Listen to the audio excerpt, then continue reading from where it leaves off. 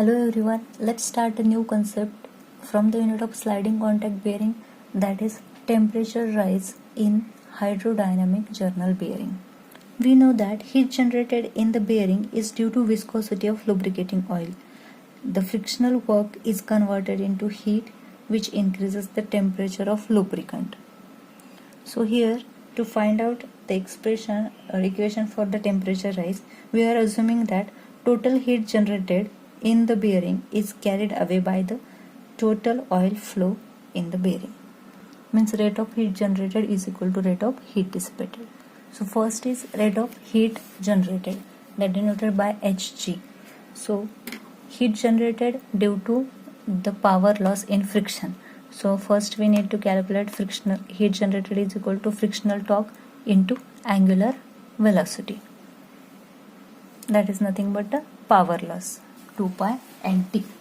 So frictional torque, we already done this calculation in Petrov's equation, or we know this frictional torque is equal to F, coefficient of friction, into WR, radial load, into R, into angular velocity is 2 pi ns. But we want this heat generation in kilowatt, so it become FWR 2 pi ns divided by 10 raised to 6 kilowatt.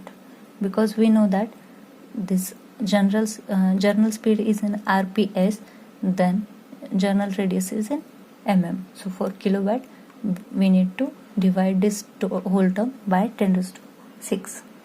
Then rate of heat dissipated, or we can say that heat carried away by oil flow, HC or HD, is equal to m into Cp into delta T.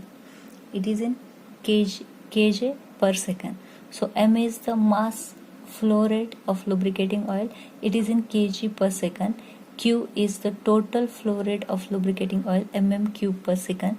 Then Cp is the specific heat of lubricating oil, kJ per kg degree Celsius.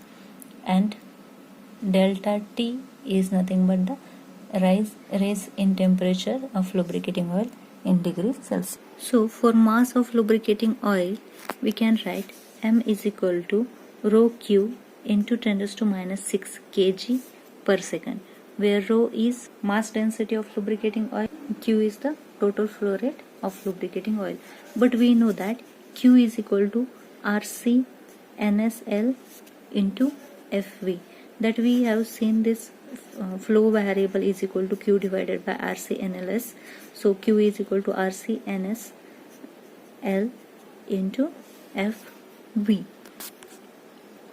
So we can write mass is equal to rho into RC NSL into FV into 10 raised to minus 6 kg.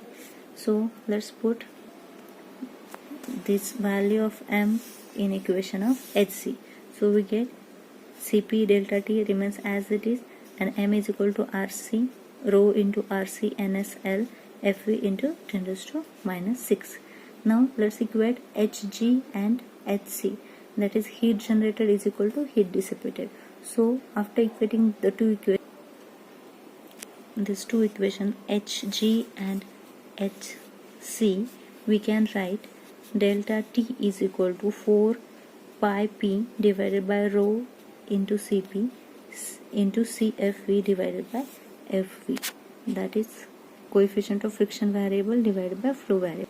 But for most of the lubricating oil, the value of rho is equal to 0.86 and Cp is equal to 1.76 kJ per kg degree Celsius. So let's put this value in the equation of delta T. We get delta T is equal to 8.3 P CFV divided by FV. And the average temperature of lubricating oil is equal to Ti plus delta T divided by 2, where Ti is the inlet temperature and delta T is the rise in temperature of lubricating oil. So this is important equation for rise in temperature of lubricating oil, or this equation for rise in temperature of lubricating oil while solving the numerical. I hope you get the concept, so we will stop here.